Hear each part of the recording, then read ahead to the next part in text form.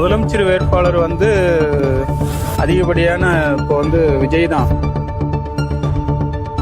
அரசியல் சார்ந்து அவங்க இழுக்கிற இழுப்புக்கு போகாம நல்லபடியா அவங்களுடைய கொள்கையிலையும் செயல்பாடுகளையும் கரெக்டா இருந்தா நல்லா இருக்கும்னு எதிர்பார்க்கிறோம்.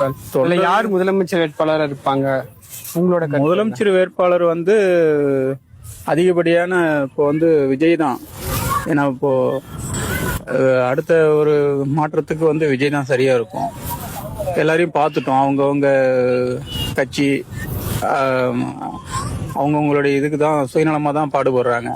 மக்களுக்கு பொதுநலமாக ஒரு பாடுபடுறதுக்கு உழைக்கிறதுக்கு ஒரு புதிய நம்பிக்கை வேணும் அப்படின்னு அவரை பார்க்குறாங்கன்னு நினைக்கிறேன் நான். எல்லோரும் அது மாதிரி இருந்தால் நல்லாயிருக்கும். இப்போ விஜய் கூட்டணி சேர்ந்தா விஜயோட ஒரு ஒரு ப்ரையாரிட்டி, அவரோட ஒரு செல்வாக்கு அதிமுகவில் போனால் குறைஞ்சி போயிரு நீங்கள் நினைக்கிறீங்களா?